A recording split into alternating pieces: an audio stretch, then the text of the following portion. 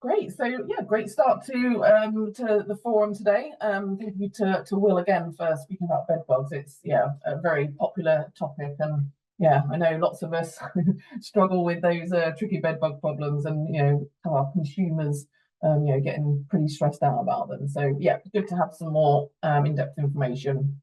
Okay, so next up we have Chris Cagienard from Pest Solutions talking about tackling rodent resistance in the right way.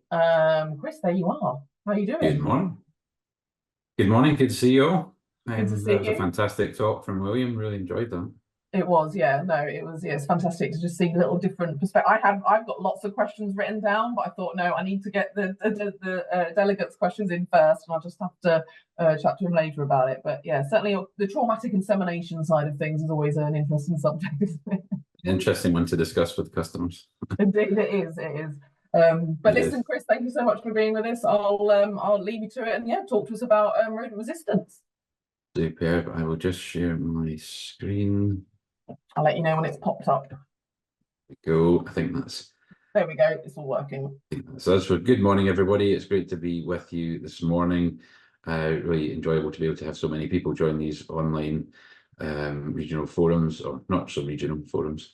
Great to be able to speak to you today about tackling rodent resistance the right way. So for me, it's great to have a focus on scientific things. It's great to have a focus on really getting data and becoming data rich as an industry. But there's also a starting point that we need to go to in order to make sure that we're equipped as pest controllers to be able to tackle resistance and other challenges the right way. Yeah, by way of an introduction, I'm going to talk today about chemical resistance, behavioral resistance briefly. I'm going to talk about some other challenges that we face that are difficult for our people to overcome out there in the field. Some of the risks that are on the horizon if we don't take control in this space, and then some of the benefits of getting involved.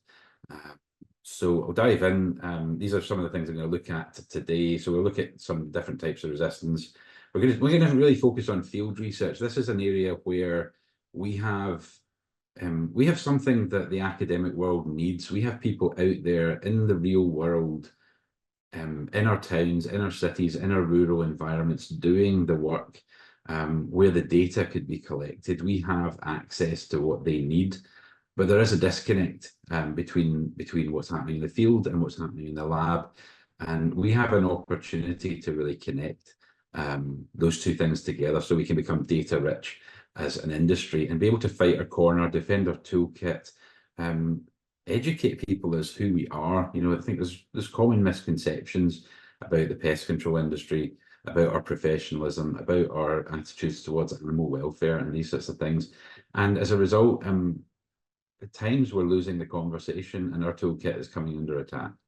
So we'll look at a couple of different types of resistance. We'll have a real focus on in the field behaviours. We'll look at some active examples of things that have been going on that you can get involved with or have happened that would have really benefited from more field participation. Maybe give you some ideas of things you can get involved in. Look at some benefits for you, your business, your industry, of getting involved in this area.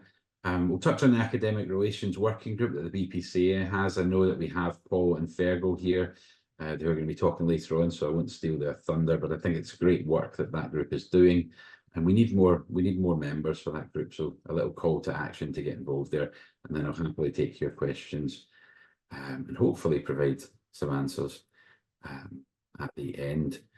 So types of resistance.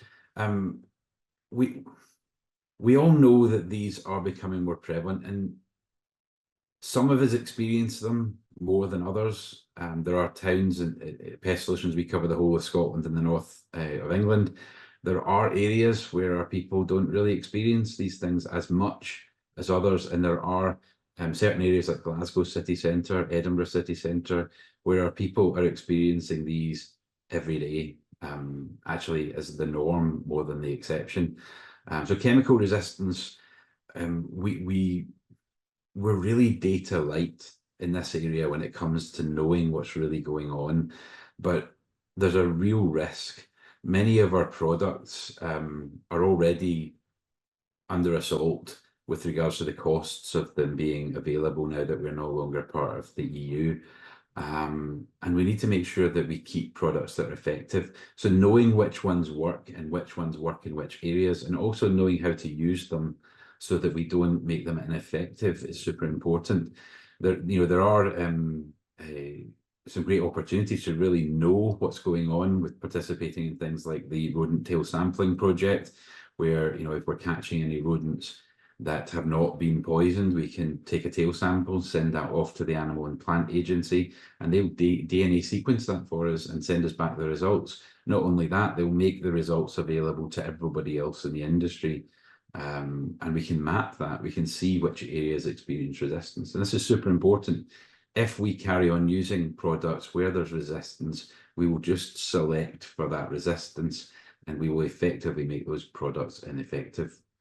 But are we checking it? Are we looking at the RAC website? Are we looking at the resistance data in our area? Do you know the resistance status of the rodents in your area? It's a great question to ask. It's also great information to tell your customers, because many people aren't looking, and it is a real competitive advantage for your business.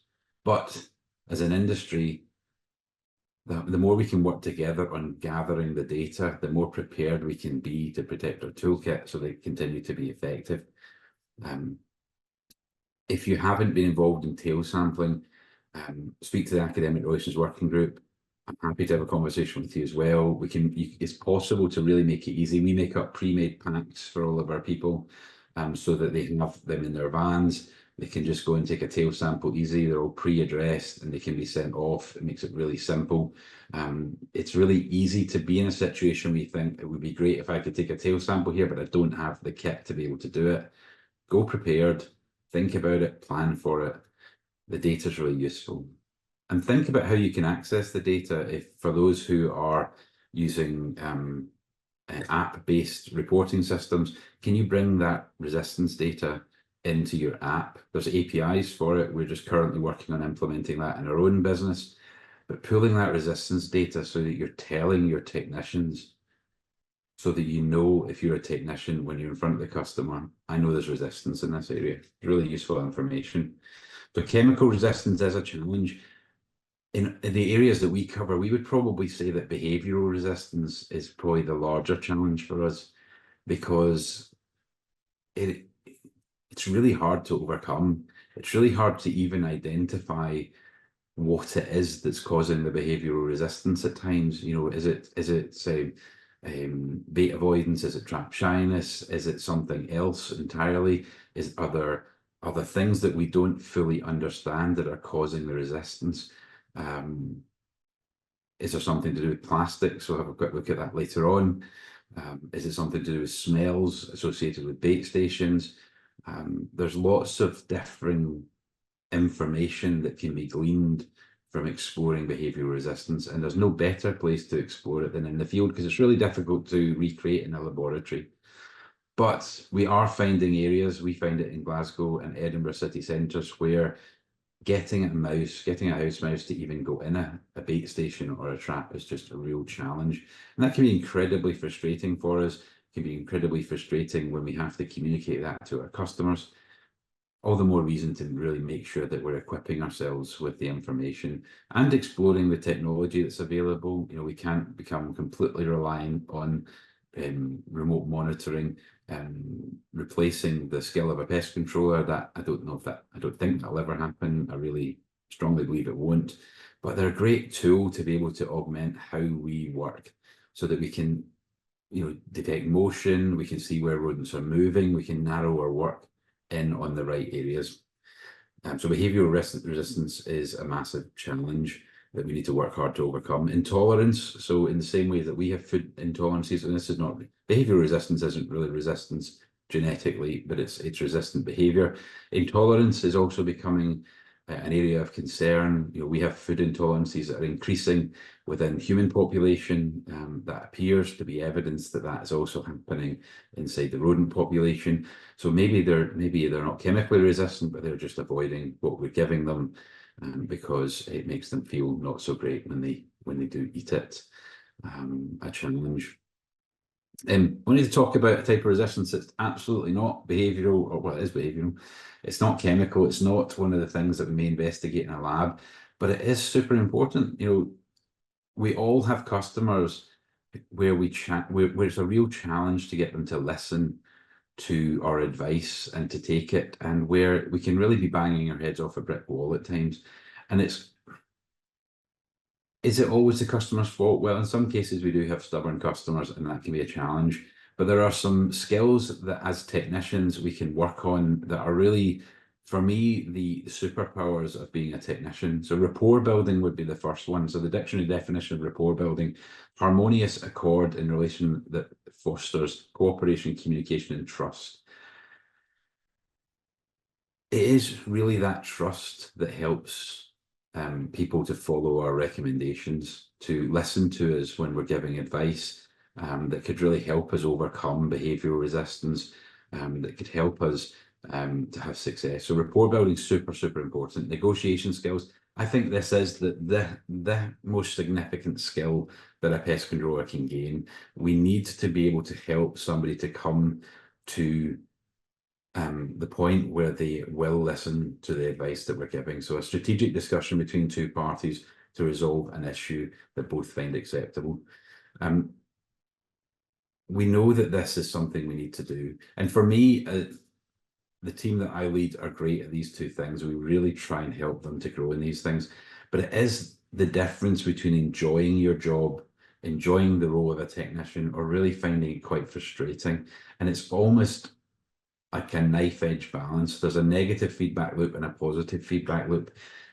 If we can win the trust of our customers by building rapport, by having great negotiation skills, by them liking us, by them trusting us, they will listen to us, and then we will be able to get results because we're able to achieve the things that aid control, allowing us to potentially remove barriers, and obstacles in our way to be able to get effective results.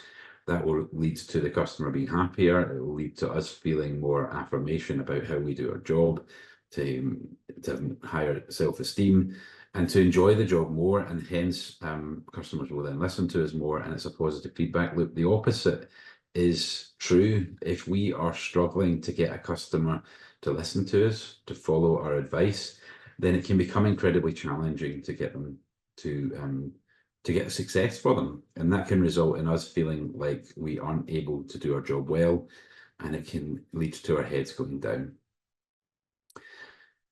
In order to make sure that we're equipped to do these two things well, we need to make sure we're educating ourselves so that we can educate our customers. We need to work on our skills. We need to not be resistant to change. We need to make sure that we are looking for what new technology is available in the industry, what's changed. You know, I've been in the industry for 24 years now, and things are wildly different from what they were when I first joined. Are we upping our skills? Are we developing ourselves? Are we understanding the change that's happening under our feet? Are we increasing not just our knowledge, but our competency? Are we making sure that we are excellent at what we do so that we can win our customers over? Are we looking at root cause analysis? Are we going right back to what is underlying in any issue? Are we giving and accessing the support that's available? You know, for technicians, are you aware of the support that's available within your business, within the association? There's incredible training materials available through BPCA for those who are BPCA registered members. There's a wealth of training material available. There's incredible amounts of training material on rapport building and negotiation skills on YouTube and other places like that. Are we tapping into the support that's there? As business owners, are we giving the support to our people in the field to equip them to be able to do this well? Pest control is getting harder. If we can be the people that solve the problems, we'll do well in the future of the pest industry.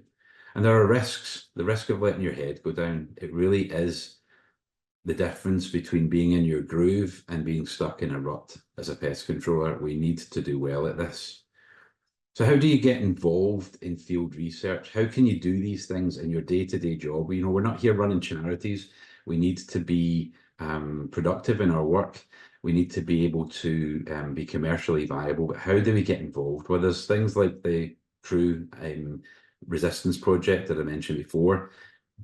Download the information, make up packs, make sure your people and make sure yourself are well prepared to be able to submit samples. There's the project that Cagienard funded that is looking at the pathogens that are in rodent droppings. That project is continuing. There was a call to submit samples from that. It's things like that you can get involved in. This is a year or so old now, but Paul Westgate, who will speak to us later on, conducted a study on just how frequently we are experiencing wood mice.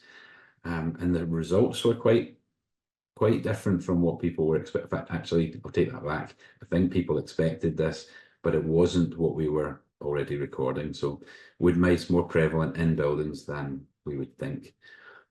The ECHA statement that was made about a year ago, that rodent traps are a suitable alternative to chemicals. Now, we all know that that is not true, and Alex Wade took them on that and is looking at ways to conduct research that will counter that. And the frightening thing here is we need to be involved in research because there is research going on without us. And the statement that ECHA made on rodent traps being a suitable alternative to chemicals was based on the findings from one pub restaurant in Bavaria, Germany, which just isn't a large enough sample to be able to make a claim like that. It's a huge claim and not supported. Are we fighting our corner in these areas? Myself and Mike Ayres, one of BPCA's vice presidents, were involved in a research study through Oxford University on rat welfare. Again, a group that really benefited from the influence of pest controllers being involved, because the field understanding of how pest control happens in the real world just was absent from that group, and it was useful. I don't know the way that research would have went without that input. So get involved in these sorts of things. That led to an opportunity to discuss some training for humane dispatch with the Federation of Animal Welfare.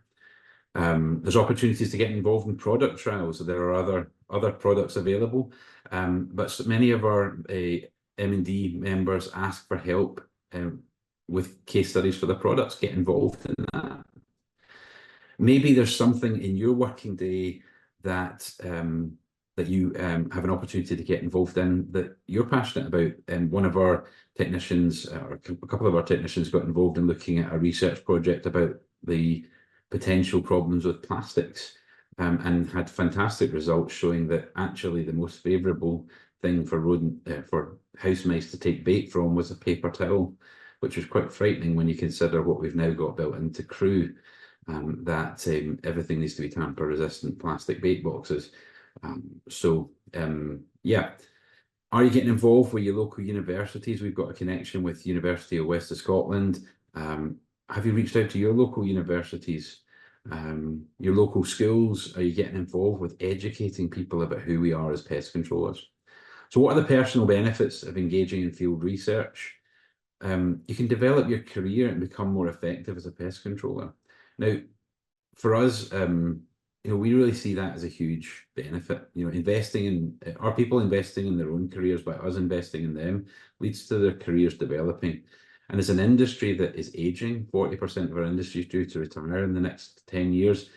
As a young person, if you come into this industry and do well, you can do almost anything you want in this industry. Increasing your understanding of cause and effect can really make your job more satisfying. Demonstrating your skill and competency and professionalism can keep and retain and win customers. Super important. You could contribute towards the future of your industry. You could be somebody that's involved. That does bring purpose. It brings more satisfaction to your job, and it could just make your job more fun and engaging. What are the benefits for business owners? We are here to run businesses that do make a profit and a margin. So we need to make sure that we are commercial in how we work. But there are benefits for businesses. Yesterday, or the other day, they announced the results for this year's National Pest Awards. Congratulations to all those finalists, and congratulations to those who participated. But you might just get recognised for your hard work. You might just be showing up for your professionalism. That benefits for business. Increasing engagement with your team members can help you attract and retain better talent within your business. You could develop people within your business that will go further and help benefit your business more. You know, helping pest controllers to think more strategically, solve problems better, can bring efficiencies into our businesses that can be really helpful. And investing in this way and participating in the future of your industry can demonstrate the value difference between your business and the competition. But most importantly, getting involved in protecting your toolkit makes for a strong business future. We will find pest control getting harder, and if we lose more and more tools, yes, we will potentially be able to charge more because we have to spend more time, but will our work be as enjoyable if we have fewer tools to be able to do it? And what are the benefits for the industry? Well, currently as an industry, we are really data poor. We just don't have the data to defend ourselves. There are other groups involved in research in the UK that don't have direct practical pest control experience, and they're forming the leading voice without us if we're not involved.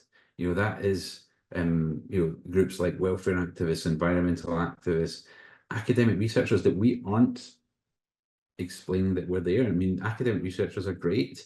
We can give them access to frontline people. You know, it leads to things like devolved government groups making decisions that impact your industry without your voice. And there are other groups that are not necessarily aligned with our interests in protecting public health. We need to reclaim the voice, but we can't do it without the data. We can't bring opinions to a data fight. We need to have the information to defend our toolkit. The very way we strive to do public health pest control is on the line. As pest controllers, we know that we take animal welfare seriously.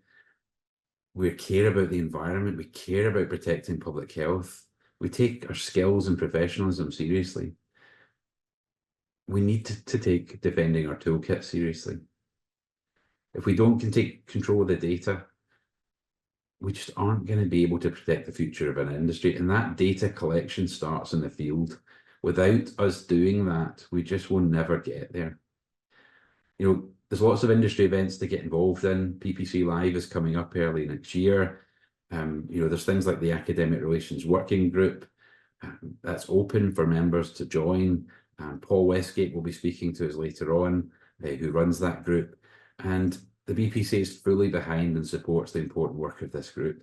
You know, creating meaningful links with academics is super important for us to be able to protect our future.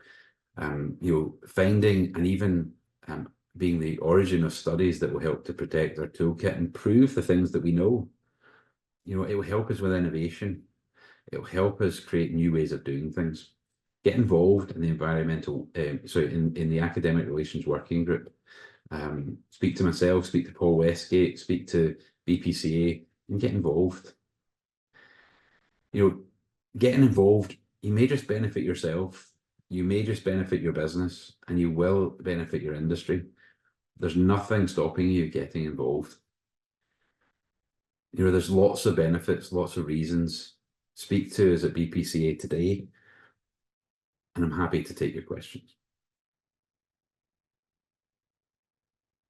Great, thank you, Chris. Appreciate that. I mean, just quick question for me. The Q&A, I'm just waiting for some bits to come through from the delegates here. But I had a question regarding the mapping on genetic resistance. Do you think we've got, I say, enough data, the right kind of data? I kind of heard that maybe, you know, a lot of the data that's there is based on people having problems and wanting to get the tails tested and the genetics done to see if they've got a problem with resistance. But actually, do we need more on just generally everyone to send tail samples in, whether you think you've got a problem or not, so we can actually map, you know, the places where it's not prevalent? Do you know what I mean? It's a really good question. I mean, up here in Scotland, we definitely had the biased opinion of, oh, resistance is a South Coast problem. You know, that was a view, you know, a number of years ago.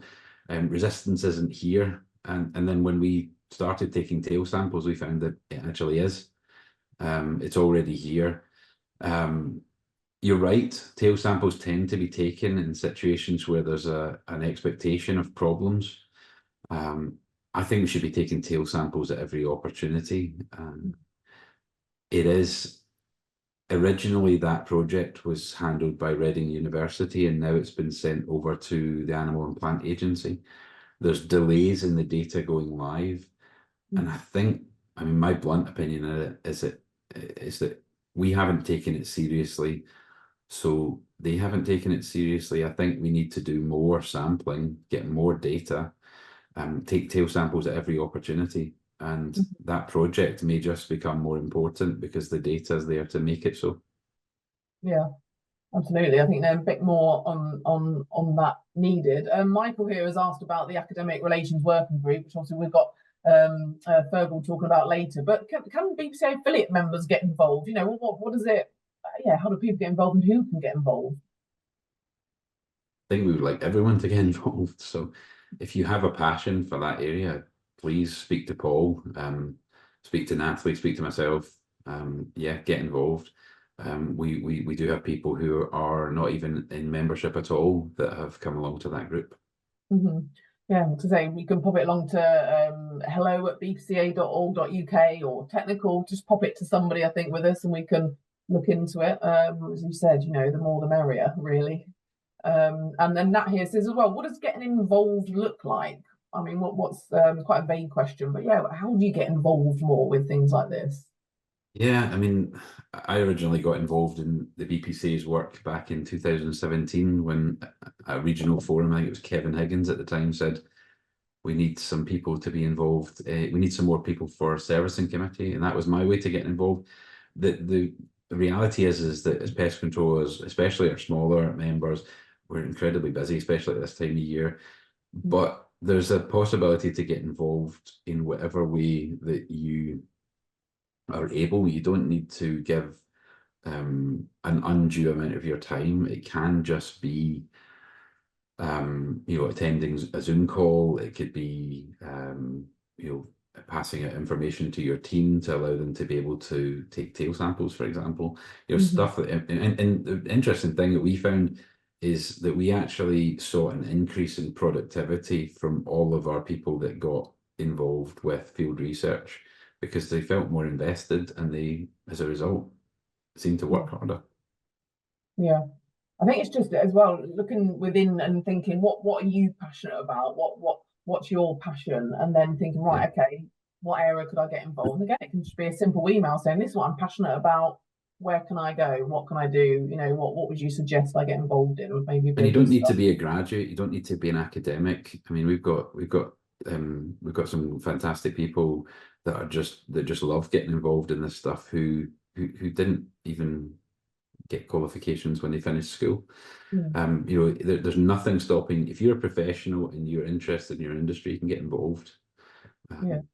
There's no barrier to entry. You don't need a degree. Yeah, there's a question about in terms of the areas that you can get involved. You said that there's a list in one of your slides about the different areas to get involved. But yeah, like you said, it's committees or working groups. It can also be, as I said, sending in towel samples and helping the industry, things like that, isn't it? And also, like, what ideas have you got? What things have you seen? What patterns have you observed? There's things that you'll have seen that we'll have missed. So yeah, what have you seen? What have you got a hunch about? What would you like to see proven or disproven? Yeah, I mean, we don't have all the answers. Some of the best advice that I've ever received has come from people who you know, who didn't necessarily feel that they had the authority to give advice, and their advice was excellent. Great. Yeah, one of my colleagues, Lorraine, has just shared a link in the chat section to a volunteers page on the BPCA website. So yeah, anybody that's interested in getting involved, yeah, get onto that page. It may not be the most scientific thing, taking samples in the field, but the science can't happen without the samples. Yeah. There was a question about the tail samples and about the public getting involved and maybe sending in tail samples, but yeah, I think that was just a project too far. But great. Yes. Okay, and just one last comment before we move on to the next presentation. Opar here says, really impressed with the presentation, especially like the emphasis on, wanting to do something for the industry. He's a young person and passionate about his career in, pest control and public health. He's coming in from Uganda as well. So yeah, it's great to see that passion is around the world, not just the UK. I think I'd say so. Brilliant, thank you, Chris. So a couple of minutes over, but still, these are important Apologies. subjects I'd like to give good time to. So yeah, I really appreciate it, and thank you so much. Thanks, Natalie. Enjoy the rest of the session, everybody. Okay, thanks, Chris.